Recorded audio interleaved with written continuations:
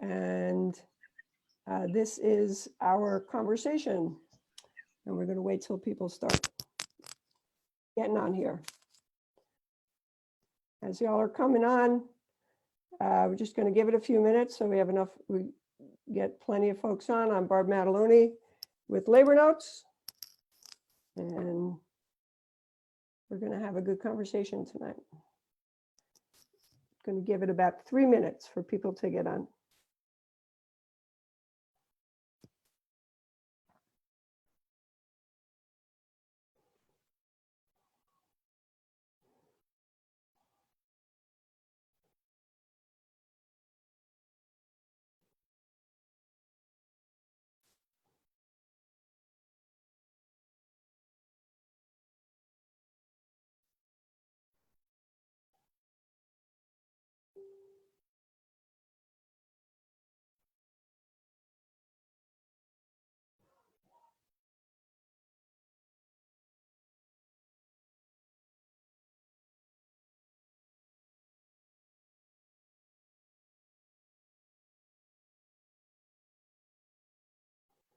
Okay.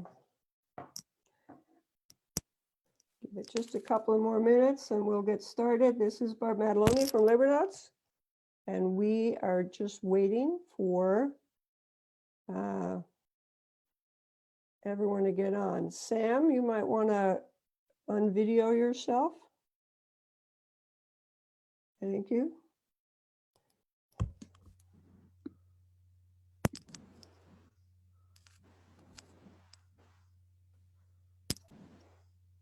Going to give it about 2 more minutes.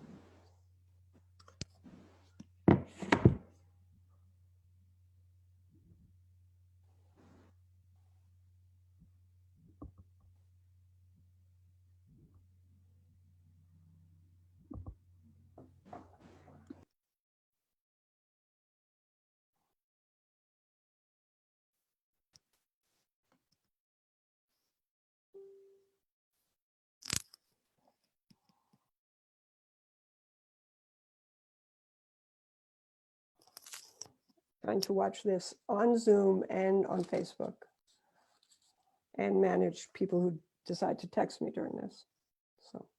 So this is Barb Mataloni from Labor Notes, and we're going to get started in just another minute or two.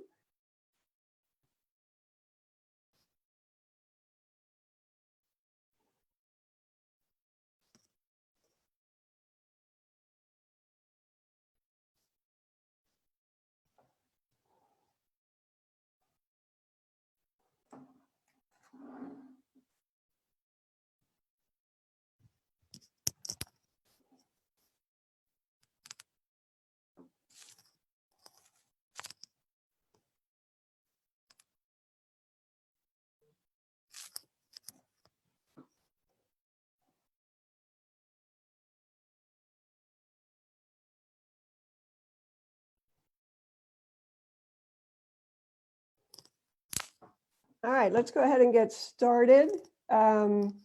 This is a conversation with troublemakers. Here from Labor Notes. I'm Barbara Mataloni, staff organizer with Labor Notes. And we are going to have a conversation tonight with some troublemakers from Chicago. As you all know, because you sign on for this webinar, educators in Chicago went on strike last Thursday. Their demands are broad and specific for the schools and communities that Chicago deserves. One of the things that I think is, of the many things that are interesting about this strike, is that Chicago Teachers Union, Local 1, is on strike, and so is the Service Employees Union, Local 73, which they work side by side in the Chicago schools. And have gone out on strike together. And so I think it's really important that we understand what that's about and how that's working. One of the stories that we want to tell from this strike. So we've got 3 union members here to talk to us tonight. I know in the email that I sent out, we had hoped to have a charter school teacher with us tonight as well, because Passage's charter school, which teachers are in CTU as well, went out on strike on Tuesday. As it turns out, they had an emergency meeting tonight, and so I don't know that we're going to get anybody on from that, but we'll see if that happens. For those of you who are listening in, thanks for joining us. The way we're going to do this is I have a few questions that I'm going to ask our panelists.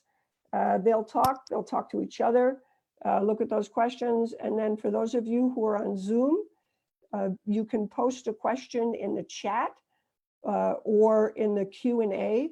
And as you do that, I'll be looking those through and seeing if we can pull one or two out to hear from our panelists, and they can respond to your questions.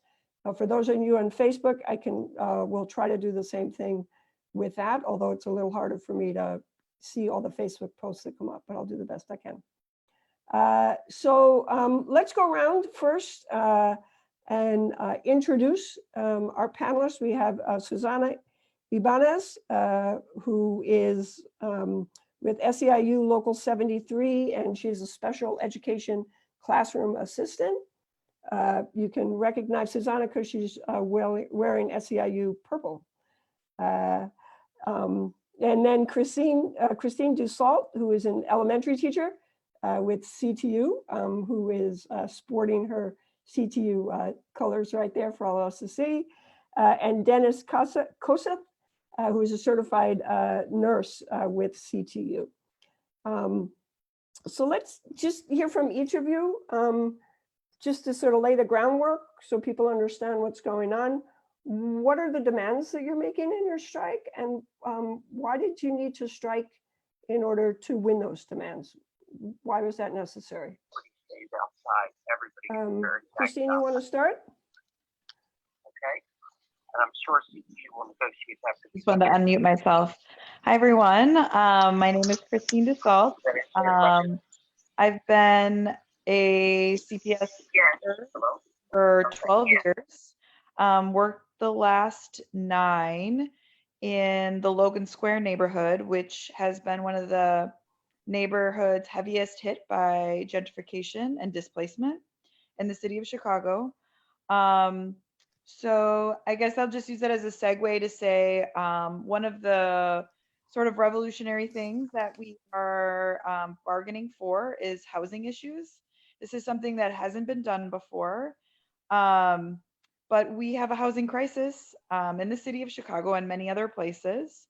So there was a housing committee that formed at CTU this year to sort of lift up the housing demands, and that was something that I was a part of. I don't want to talk about everything quite yet, but then I'll also just say a major part of our fight has been over staffing and class size. So I'll let some others speak about, introduce themselves, and then we can go a little bit further maybe after that. Sounds good. Susana? So I'm a special education classroom assistant, and I've been with CPS for 12 years. I guess our biggest reason that we ended up going on strike at SEIU was because we've been negotiating for 17 months to no avail, and we've been without a contract for 15 months. I feel like at this point, we are being put to the back burner, and we are, you could say we're fed up with it. So it was like, okay, well, now we have to take a stand. And so that was one of the reasons that we decided now is the time to strike. And Dennis? Yeah, I made the mistake of thinking I could chant without a bullhorn on Wednesday. So hopefully people can hear me. But I think the reason that we're on strike is because we need fairness and justice for our students. I'm relatively new to CPS. I've been a nurse for over 12 years, but this is only my 4th year in CPS. But my wife is a preschool teacher, and I was active in supporting the strike in 2012. And from my estimations, the strike in 2012 and the one-day strike in 2016 were about holding the line on public education. Rahm Emanuel, the previous mayor, wanted to chop the head off of CTU in 2012, and they prevented them from doing that. And in 2016, a big victory was getting more money into the schools. And so I think in this time, one of the most important things is not just holding the line, but moving things forward and getting the kinds of schools that we need, the services that we need in our schools. And so that's going to be a heavy lift this time around. But in my estimation, everybody in CTU and all of our school communities are with us in that struggle.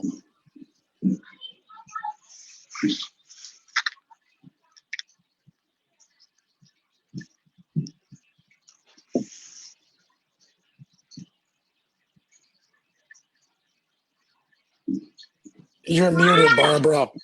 Barbara, you muted. I'm muted. I'm muted to try to kill the background noise. Susanna, okay, that's great. Now we're clear. So just when you're not speaking, if you could be sure to mute yourself. And thank you, Jillian, for posting that so we could know that. So I hear sort of a range of things here in what you just said in terms of what your demands are and why you're on strike.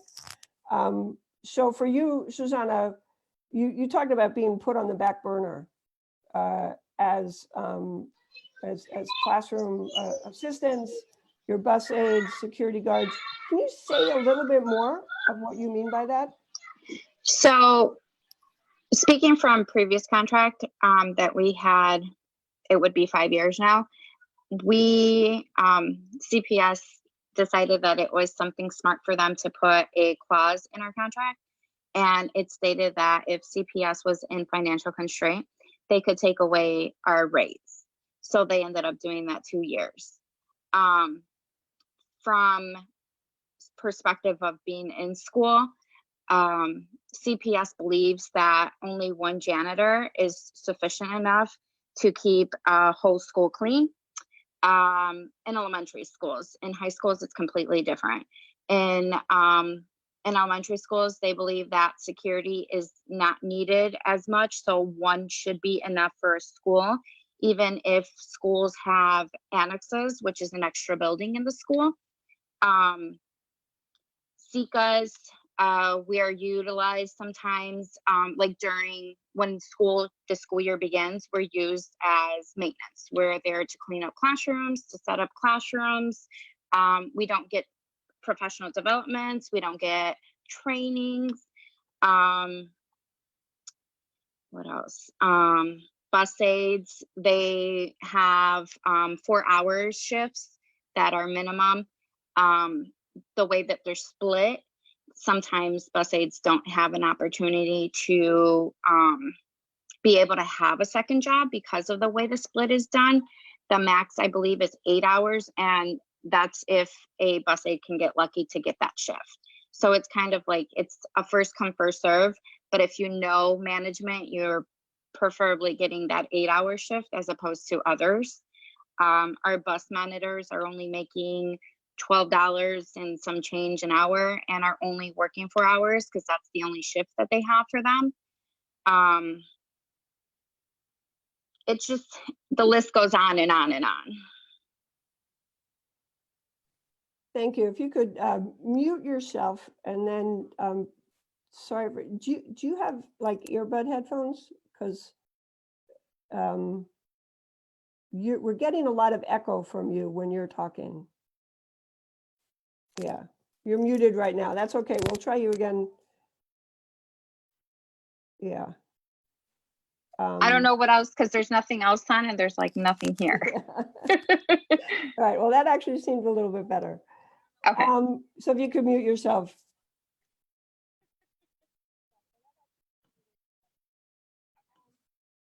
Okay, so for Christine, you were talking about the housing as an issue, and one of the things that's interesting, like Susanna's telling us really clearly about, you know, the very immediate working conditions that have brought Local 73 to decide that they need to strike. And then you're talking about sort of broader conditions that are outside of the school and the classroom. Can you tell us about why CTU decided to pick those up and how those connect to SEI, to Local 73 being on strike as well. Absolutely. Yeah. Um, so the bottom line is that if our students and staff members at our schools cannot afford to live in our neighborhoods, then we're not going to have public schools like that. We need our staff members and more importantly, our students. Well, I shouldn't say more importantly, but also our students and families need to be able to live in and be able to afford to live in the Chicago neighborhoods. One of the CTU researchers put together sort of like a cost analysis of how much it costs for a 2-bedroom apartment in the city of Chicago and found out that there is not a single neighborhood in the city of Chicago that are paraprofessionals, which we have paraprofessionals, SICAs, just like Susanna in SEIU 73.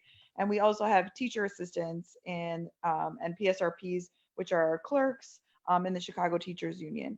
So there is no neighborhood in the city of Chicago that our PSRPs, paraprofessionals, staff can afford to live in on the salary that they were making. So it is a crisis and we have to do more as a city.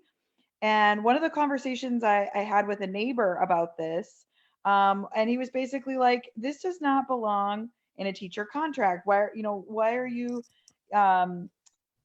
talking about housing? And it's just, there's so much sense of urgency right now for the issue. And through our contract, this is the mechanism that we have to elevate for what is absolutely critical for our schools. So if people cannot afford to live in the city of Chicago, if our families cannot afford to live in the city of Chicago, then it does definitely become an issue that we should be talking about in our contract. But it is something very new, so there has been a lot of questions and a lot of sort of need for further conversation about it. Yeah, so I'd be interested, like for any of you to speak to this in terms of how that demand first has been picked up or the work to pick it up for the membership. Like what is the demand exactly? So when you say like this is about housing, what are the demands around housing? And then how did the membership pick that up? Like, did you have to do a lot of educating of the members to say, yeah, we're going to go out and fight for this? And then how did the community pick it up? But if you could first let us know exactly what the demands are. Sure. So there are 3 separate demands, like 3 different buckets of demands for our housing, and one of them is for teacher housing. There are other city workers in the city of Chicago that have some housing assistance programs, and we did years ago, but no longer have that. So that demand was around housing supports for teachers. Then housing supports for our students. We have heard countless situations, especially in the neighborhood where I live in, where our families have been evicted in the middle of the school year. So we really wanted to look in terms of what sort of resources we could support our students that were having housing insecurity, what we could do for them. And then the last demand was around students who live in temporary living situations or are homeless students. And basically, CPS gives schools like a little, a tiny pot of money to provide services for these students. And they typically only go to the schools with the highest need for homeless, or the highest numbers of classified homeless students. And many of the other schools have to pay for assistances for students out of their school budget. So it's not something that our schools are actively trying to support students who are homeless with. Some of the fees would cover, but CTA passes, the Chicago Transit Authority, uniforms and field trips, but it is not enough. We need a lot more for our students, and this demand, right, the students in temporary living situations seems to be one that CPS is much more willing to work with us on. The other two have not made much progress at this point as far as I've heard, which we have typically we get bargaining updates, but there are some issues that we don't have exact details about. But to my understanding, it's just the students in temporary living situations, the STLS demands that are that have any sort of response from CPS. So this seems, Dennis, to connect to your idea that this isn't just about holding the line, but that this is moving things forward. Yeah. And moving things forward, like in terms of the power of the union and also for the community. So can you talk a little bit about how that's playing out, both in terms of the members and the community? And then Suzanne, I'd really like to hear how your members, even though it's not your union's demand, how your members are thinking and about that demand. But Dennis? I mean, and I think that as we all experience in our jobs every day, our work in the world lowers our expectations. We adjust to the environment that we live in, and we feel like we just have to suffer through it and do the best we can. I mean, my first job as a nurse, I worked at a hospital, a community hospital, and I would have 8 or 9 patients. And I thought, well, I guess that's just how it is. It was the same when I went to the ER. The patients would wait 12 hours to see a doctor, and it made me think, well, I guess that's just how it is. Last year in CPS, I had 6 different schools that I was responsible for, and it was the standard. A lot of nurses had the same amount, and we felt like, I guess that's just how it is. And what this fight has shown us and what it's demonstrated is that we don't have to live like this. We can do something about our schools. We can do something about the city we live in. If we come together, we can fight for demands that are often what things we shouldn't be accepting. And so I think for nursing, it's like there's not enough nurses in our schools. We need more of them. There's been so many stories I've heard about the impact of not having enough nurses. There was a student who at one school has cognitive impairment. They took their medicine, and a clerk is the one who gives them the medicine. They forgot to check the box that they took the pill. And then later in the same day, the counselor noticed the student was not staying on task, and they asked him, "Did you take your medicine?" And the student was like, "No, I don't think I remember taking the medicine." So they gave them a second time. And this kind of medicine is guanfacine. It lowers blood pressure. It slows your heart rate down. The student was so sick, the parents had to take him to the emergency room, and they spent the night in the hospital. And so these are serious things we're fighting for, to have a nurse be giving medicine in our schools. When I work in a hospital, if I give a pill, I have to scan my fingerprint. I have to scan the patient's wristband. I scan the pill. There's all kinds of fail safes in the schools. We should have nurses every day. And this is not some crazy demand that we're asking that only happens in Sweden. This is something that happens in all the suburbs of Chicago. They will have 2 or 3 or sometimes nurses. So I think what this fight has done is raise expectations around lots of things, including more nurses and including some of the housing demands. So Susanna, how's that playing with the members of Local 73 who like have such a immediate concrete demands just to get paid a living wage? That to us, I just want to throw like that to us is super important. So we just had on our bargaining team, we had one of the members tell us her story, which was awful to even know that there are members that are going through this. So she is a bus aide, and due to her shift, like I said, that the shifts are it's so like there's such a limited time in between them that she wasn't able to get a second job. So she ended up getting evicted from her place, and then she was living in her car for like 3 months, and 3 to 6 months or something like that. And I was like, that's just ridiculous. Like, how is it that we're working for CPS, and then as employees, we can't even afford to live in the city, and then their requirement to work for CPS is you have to live in the city.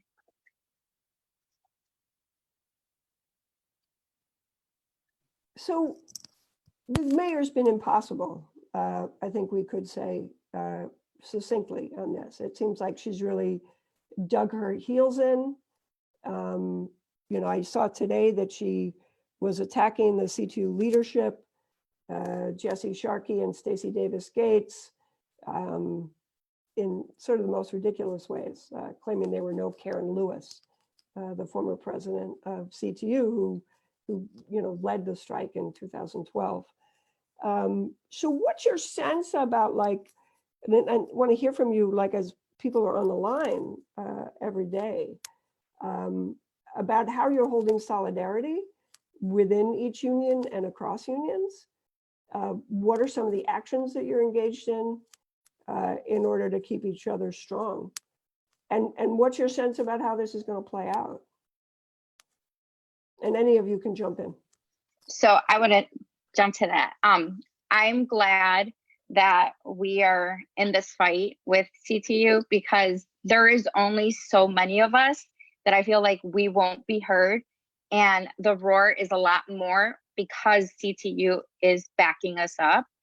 And it just makes it so much stronger for us. And it's nice to know that CTU even said, like, they're not willing to cross the picket line until we have our contract as well. Yeah, I would like to add too, I have sort of a unique job in the strike. I'm a strike coordinator. So we have this chain of command where there's picket captains at each school, each site.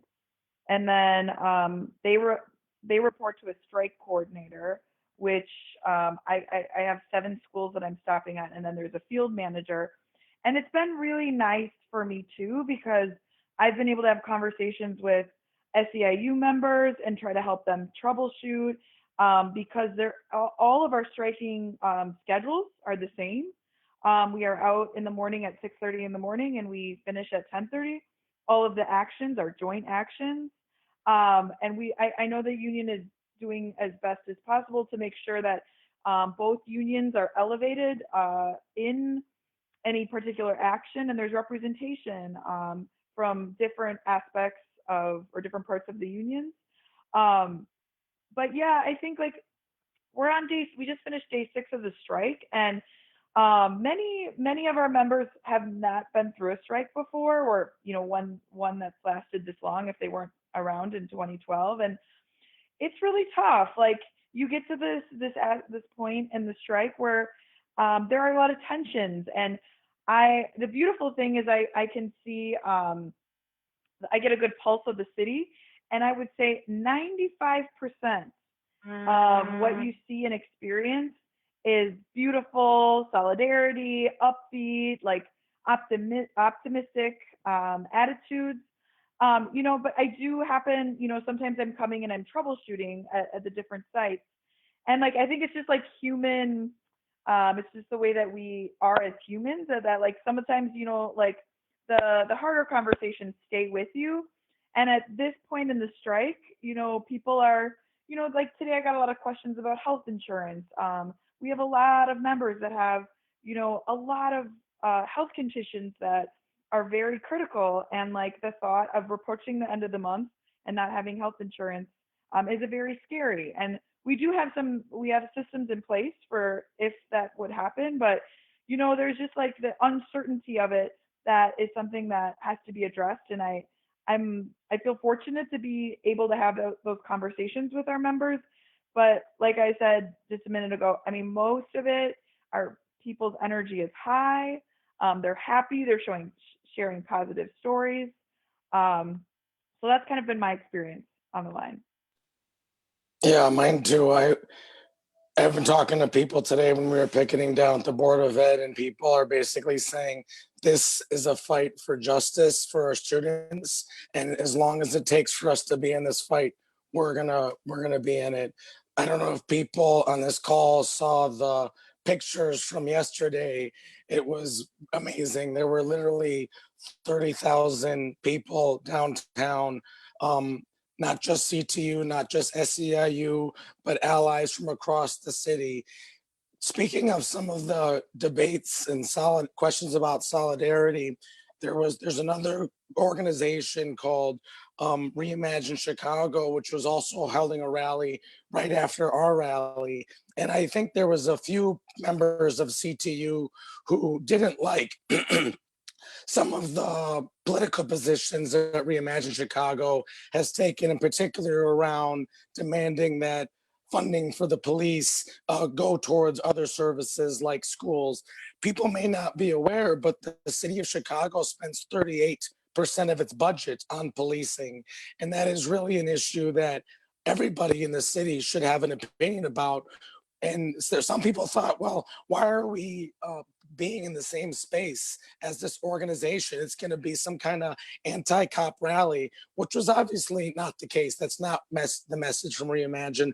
Reimagine is one of their 5 positions is about the budget and about saying more money, if we're going to lower crime, should go towards better jobs, affordable housing, better schools. And so I think, if anything, it's been a good example of how people can have different ideas and talk through some of these questions that we don't all agree on, like should there be police in school? Should there be more of the city budget going towards the police? And it's forced us on the picket lines to have these discussions, which I think is really important. It's going to help us understand each other's ideas. Even if we don't always convince each other, at least we'll have a better understanding in how we can move forward overall.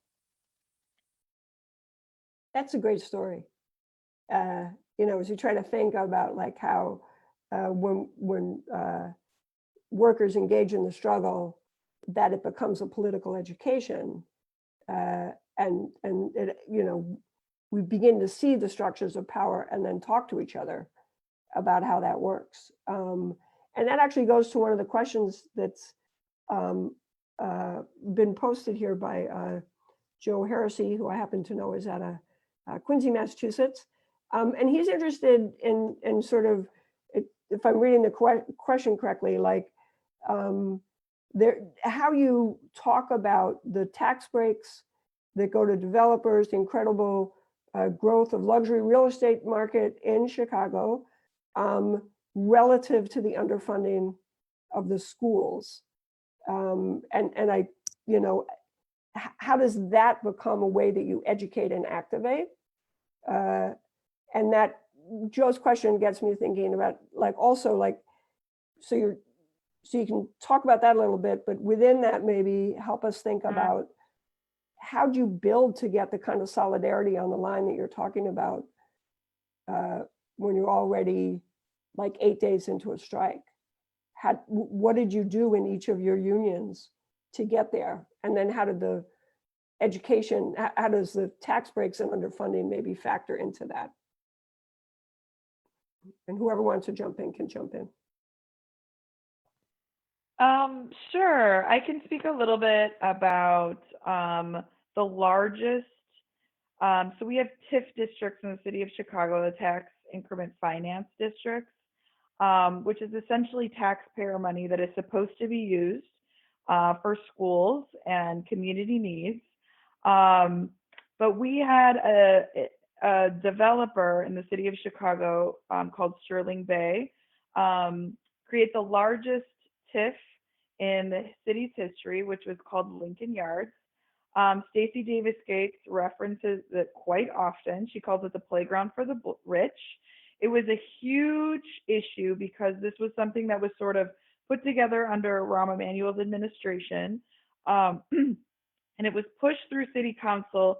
And they had, then Mayor Lightfoot she was inaugurated, and she put the brakes on it for like a millisecond and acted like she was reviewing it. And it eventually went through.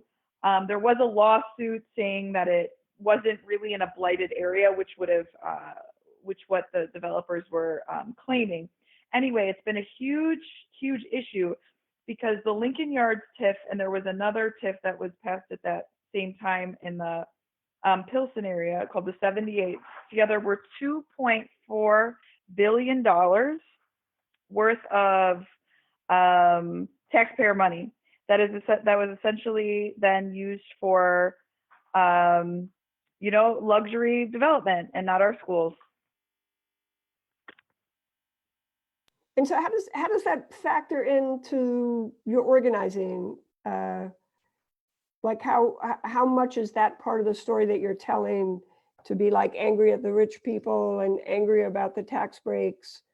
How does that help to agitate people?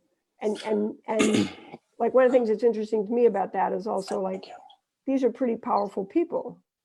So you also feel the power that you're up against when you're taking on these people and naming that as the problem.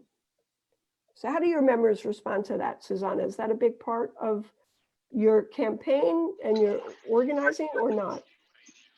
So on our end, I would say, I mean, that is something that you could say like it got the fire going between everybody. Like, okay, you know, we have so many schools who are in need. We have so many necessities for kids to be able to succeed in school. And yet we don't have funding for that, but we have funding for other things that are not necessary.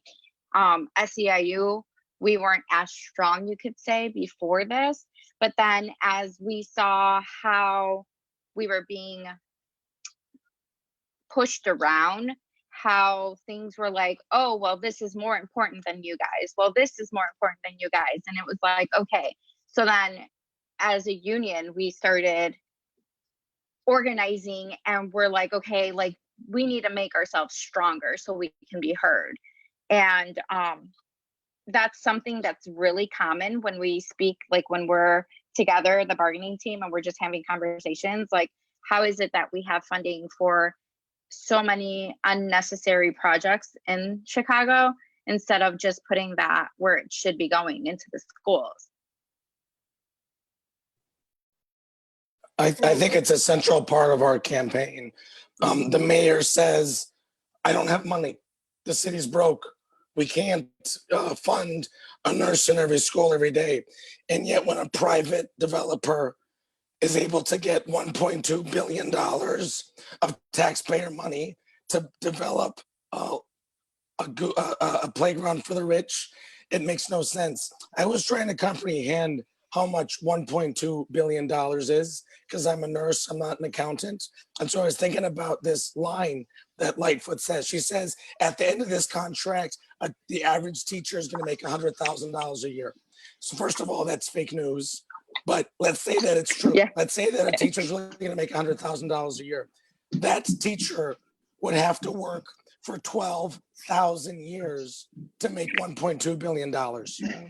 They would have to start working when human beings domesticated goats, which was a long time ago, until now, to come up with that kind of cash. So how is it the city doesn't have money for social workers, counselors, class size? It's a lie. We don't believe it. So we've been beating the mayor up over this, and the community supports us because it's such an obvious thing. Can I also mention, CPS had their custodians, they were managed through CPS, and they decided to privatize custodians. And it wasn't so much privatizing custodians, but it was bringing Aramark and Sodexo into CPS. And they have massive amount of money going into these contracts. And yet our custodians are being treated like nothing. Our schools are completely dirty. Supplies were being provided by Aramark and Sodexo, and we were always short of toilet paper. We were short of, back then when we were using paper towels, we weren't receiving paper towels. The way the setup was, it was like the kids didn't have toilet paper in their own stalls. So they had to grab toilet paper before they went into the stalls.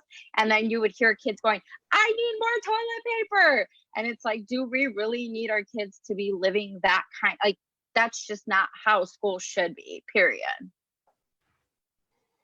It goes to what you were saying earlier, Dennis, in terms of like what the strike does is make us aware of the conditions under which we're living and how profoundly unjust they are, and then raise demands really that like are not outrageous demands. They are demands for just the world that we should have. And then people start to experience themselves like, this is what we have and this is what we could have. And how much can we use that to sustain the fortitude and the solidarity as the mayor digs in, like that matters to do that. Relative to that, there's a question actually I want to get to here, and this is from Jillian, who helped us with the sound earlier. Jillian's at a United Teachers of Los Angeles, where they just had, their successful strike back in January. And she says, I'm glad you brought up the issue of police funding. I noticed that you have a demand that no school should have more than one police officer. If there's more than one, they should be replaced with a counselor. This is an issue we're discussing whether or how to raise in LA as well. Student activists are demanding it, and it's key for challenging racism. How did you discuss this in schools before the strike? And how do you plan to continue the discussion post-strike? It's a big question. And I guess while you're thinking, just for, other folks who are on the line, this is a challenge in schools a lot, where, students are coming into the schools, like the stress that they live with all the time is profound in terms of economic injustice, racial injustice, homelessness. And then they're coming into schools that are overcrowded and under-resourced. And schools can become chaotic places. And the question that I hear teachers sort of trying to make sense of is, how do we respond to that? Do we respond to that with more policing, which is sort of an impulse that people have right away? Just got to get these kids in order.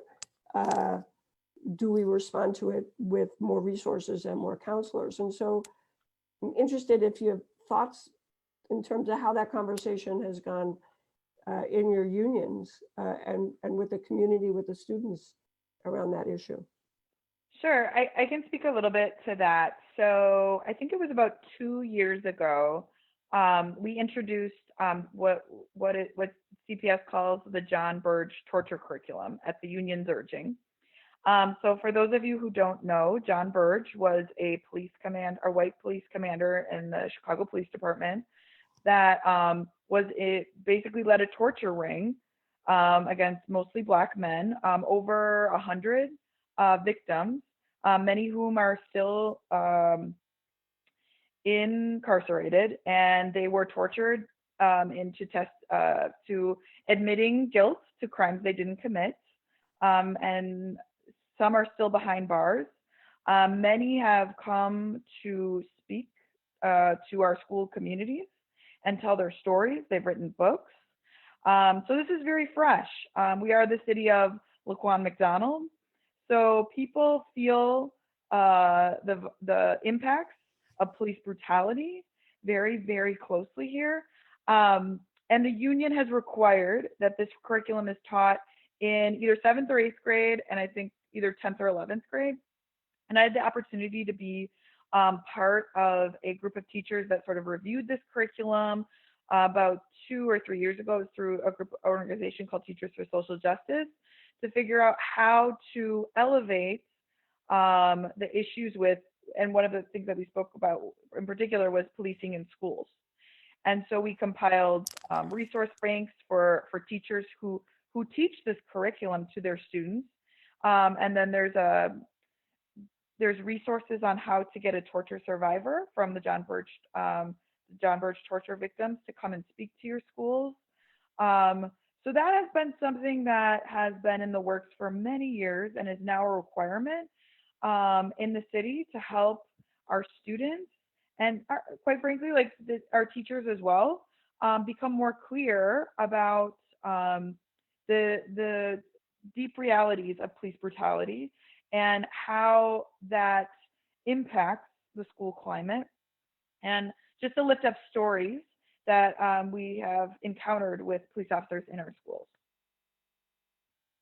Yeah, I'm not a teacher, but I had one experience a couple years ago as a school nurse where there was a student that has gotten into a fight. This is at a school, and I got to the school and they had brought the student into the bathroom, and he was there with the police officer and the dean. And then the dean left, so it was me and the student and this police officer, and we're both trying to talk to the student to help him calm down. You know, let's get yourself together. And then the officer's partner comes in, and this is the fifth grader. This is someone who's 10 years old. The second officer comes in and and says, "This is done. We're done with this." Puts handcuffs on this kid, drags him out of the bathroom, past all of his peers, out into a squad car. Later, I found out that this student had lost the person who was basically their parent to a police bullet through a random bullet that went through and struck and killed his mother. And I can only imagine the trauma that he was going through by having this police officer be there. And I still, to this day, feel like I should have done more to stop that from happening. Like, but I think a lot of people understand that there's nothing random about the kind of brutality that police happen. I've certainly, as a nurse, probably made mistakes when I worked in the hospital, but they were mistakes to random people. What the police, what they've done, if you look at their history, the kind of people who suffer from murder, from incarceration, from unjustly being taken out of their neighborhoods, it's disproportionately Black and brown people. And so if we're going to talk about putting more resource towards the police, we need to talk about the racism that is endemic in our society, which produces disproportionate damage to Black and brown people in our cities. And I think in answering that question, you both, speak to another question that's up there from Angela about sort of the relationship between what's happening in schools, like the story that you just told, Dennis, and the prison industrial complex, the school to prison pipeline. Like, what does that do to that child?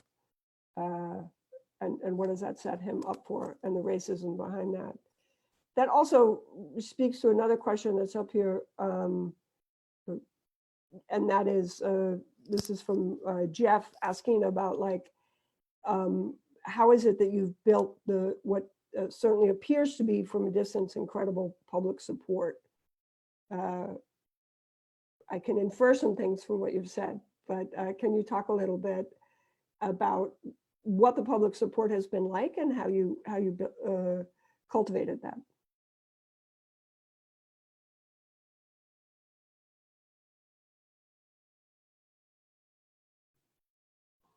Only one at a time. Well, I think that we did make it fairly public, just our contract negotiations from the get-go. And we did, as a union, we talked about different ways to have conversations with our parents. So this summer, I was a member who reached out to delegates at a variety of schools and had conversations with them about, like, what their school community, where they were at with a potential strike. And sometimes we talked a little bit about particular community support from different areas of town. We were very intentional on, from the very first day of school, basically, scheduling flyering for our parents.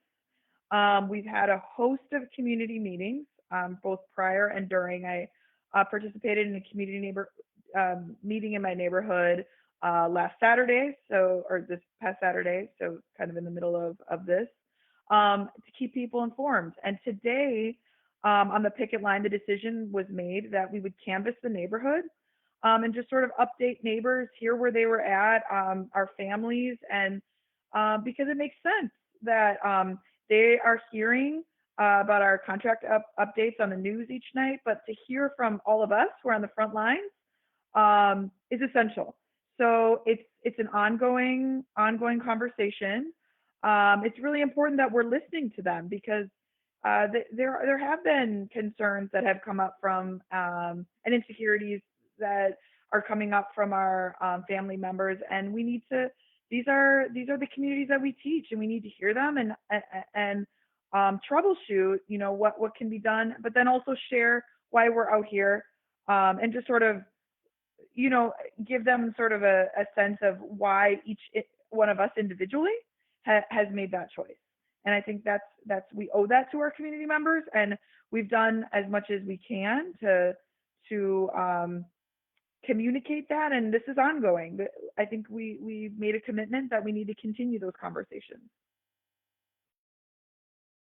So in a similar, but I want to go back, there's another question relative to this in terms of coalition and alliance building. And this is a more specific question, again, about how Local 73 and CTU, like, how did you build the alliance? I know back in 2012, Local 73 crossed the line, and there were all, that's not on you, Susanna, you would settle the contract. It included a clause about not crossing the line. And I know things were really complicated in terms of your leadership at that time. So that was 7 years ago. And now here you are in a quite different place in relationship to each other. So can any of you sort of talk about like what the steps were that you took to build that alliance?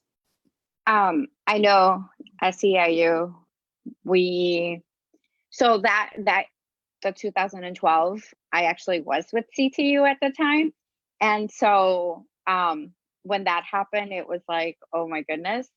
But then when I ended up switching into the SEIU union, it was disappointing. Like what I was saying was like, it was disappointing to see like how strong CTU was where I came from to where I was. And it was like, there was nobody around. There was nobody to help. There was nothing, like there was no support from the union.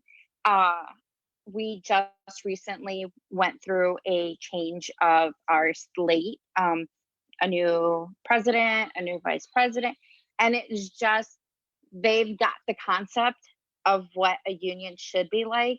And, it's not you fend for yourself. Like we're working together in school. We should be working together out of school. And I can tell you, like, it's such a revamp of what a union should look like. And now we have our vice president and our negotiator, like, in constant communication with CTU. And it's like, okay, we're not against each other right here. Like, we need to work like brothers and sisters and work together. And I feel like that's why we've gotten this far. And that's why, to me, even though it's been 7 days, it doesn't feel like, oh my gosh, it's 7 days. Like, we need to keep going. That's how everybody feels. Like, we need to keep this going. We're all moving together. No, I think that's really right. Before I came to Chicago Public Schools, I worked as a nurse at Stroger Hospital, which is a big county hospital, public hospital in Chicago and Cook County.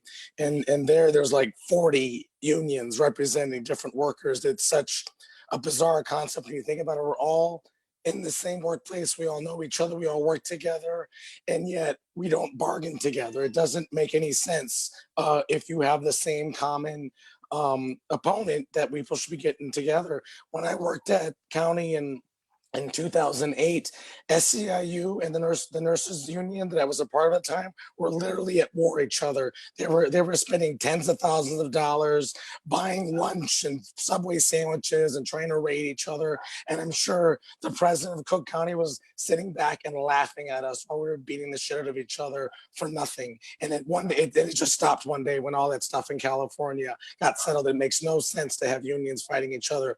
And it's what's so great about this strike is it shows not just we're fighting for social justice, but we're fighting together. We're fighting as a union in the same workplace, and that's why I'm so much more confident about our path to victory.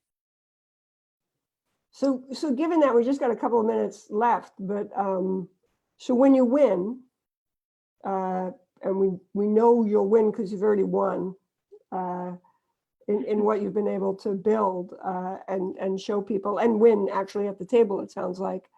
What do you think about in terms of like the power that you've built in alliance with each other's unions, with the community, and what kind of political power that gives you going forward?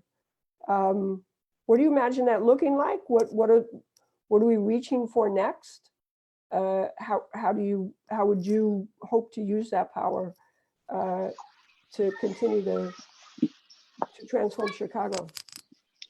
So with SEIU, what our negotiator has been doing, or he's been fighting for, is actually trying to bargain the paraprofessionals and SEIU together at the table. So it's like, not only are we going at it by ourselves, like now we're going hand in hand with our sister brother union and trying to get this done together. Like, it's not, you know, we're going to stab you in the back and let's see who gets the better deal. Like now it's, you know, CPS is not liking that we've formed this connection between each other. And I think that's where the struggle of CPS is having, to see that we're not fighting each other anymore. We're actually working together, and which makes it, for me, a lot harder for them. Because I mean, Lightfoot has gone out and said that we've said that we're not going to move without CTU, which is not true. But it's like they're trying to have the tables turn against each other, and it's not working. Dennis or Christine, your thoughts about that before we sign off? I can go real quick.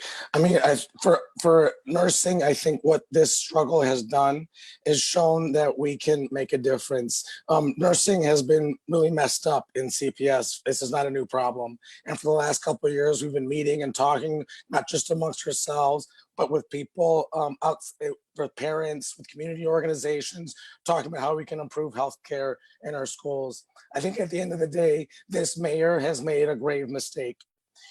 She thought that she could come into office, pick a fight with the biggest, most well-organized unions in the city and win. And that's not going to happen. When we win, it's going to give confidence to so many more fights that are happening in this city. Lightfoot inherited a mess from Rahm Emanuel. There was cuts to libraries, there was cuts to mental health clinics, there was cuts to city services, transportation, all the rest of it. So she has a choice to make. Is she going to be on the side of the people, or is she going to be on the side of LaSalle Street? When we were marching down LaSalle Street, some of these assholes were spitting out the window and throwing down flyers telling us to go back to work. And so we know that people like that have money, and that's why they're spitting at us, because they know that we're coming for them.